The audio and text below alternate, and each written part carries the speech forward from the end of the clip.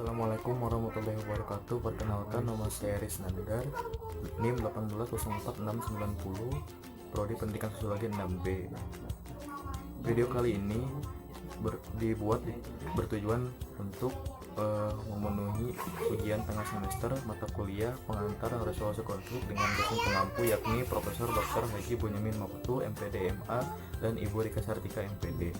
Manfaat mempelajari matkul ini yakni kita sebagai mahasiswa menjadi lebih paham akan konflik-konflik yang terjadi pada masyarakat, serta memahami bagaimana cara untuk mengambil solusi dan menciptakan suatu solusi atas permasalahan tersebut. Pada video kali ini saya akan menjelaskan tentang penyebab terjadinya kekerasan pada pelajar atau mahasiswa. Namun di sini saya akan mengambil salah satu kasus, yakni kasus bullying yang terjadi pada pelajar.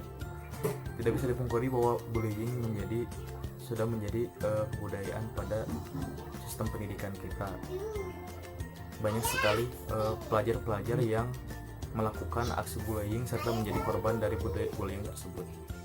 Pengertian bullying sendiri menurut Wicaksana yang dikutip dari laman www.kajianpustaka.com, bullying merupakan kekerasan fisik dan psikologis jangka panjang yang dilakukan seseorang atau kelompok terhadap seseorang yang tidak mampu mempertahankan dirinya dalam situasi di mana ada hasrat untuk melukai atau menakuti orang itu atau membuat dia tertekan. Menurut Ariesto dalam jurnal yang berjudul Faktor yang Mempengaruhi Remaja dalam Melakukan Bullying, bahwa ada beberapa faktor penyebab seseorang itu melakukan bullying, antara lain yang pertama faktor keluarga, faktor sekolah, kelompok sebaya atau teman, lingkungan sosial, serta tayangan televisi atau media sosial.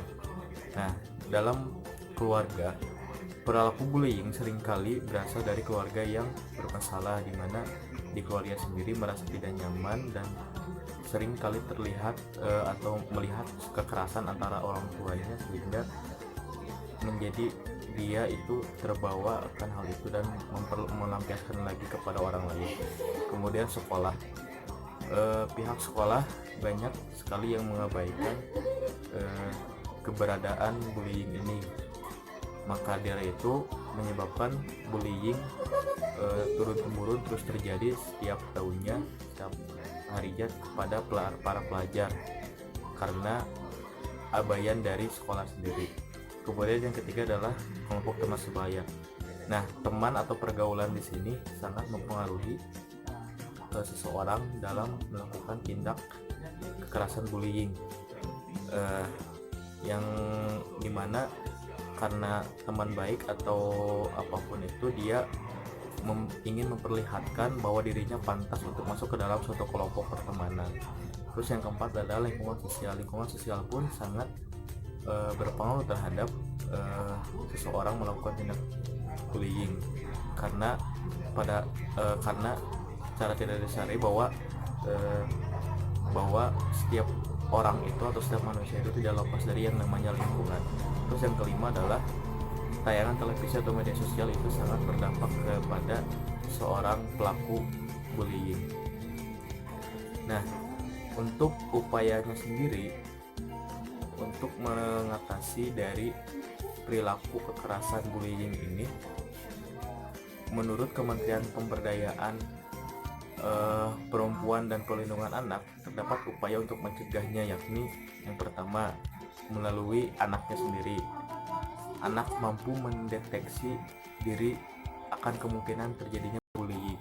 Kemudian anak mampu melawan kekerasan bullying. Anak mampu memenuhi memberikan bantuan ketika melihat orang yang terkena bullying. Terus yang kedua adalah faktor keluarga. Upayanya dalam keluarga itu menanamkan nilai-nilai keagamaan, kemudian memberikan lingkungan penuh kasih sayang yang mana agar merasa nyaman dalam keluarga. Terus membangun rasa percaya diri untuk bersosialisasi, yaitu dilakukan oleh orang tua. Kemudian mengajarkan etika kepada anak. Kemudian mendampingi anak dalam menyerap informasi, baik dari informasi media sosial, televisi, dan informasi-informasi lainnya. Kemudian sekolah. Di sini sekolah itu merancang dan membuat desain program anti bullying, kemudian membangun komunikasi efektif antara guru dan murid, kemudian diskusi dan ceramah mengenai perilaku bullying di sekolah.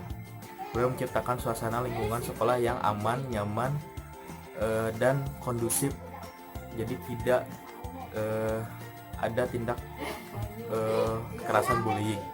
Kemudian menyediakan bantuan kepada murid yang terkena kekerasan atau bullying. Melakukan pertemuan berkala dengan orang tua dan atau komunitas sekolah. Nah, itu beberapa hal yang memang menjadi solusi atas suatu permasalahan kekerasan bullying. Karena pada dasarnya bullying itu merupakan konflik interpersonal, yakni konflik antara individu dengan individu, individu dengan kelompok, kelompok dengan individu lainnya. Sekian dari saya, mohon maaf apabila ada kesalahan. Wassalamualaikum warahmatullahi wabarakatuh.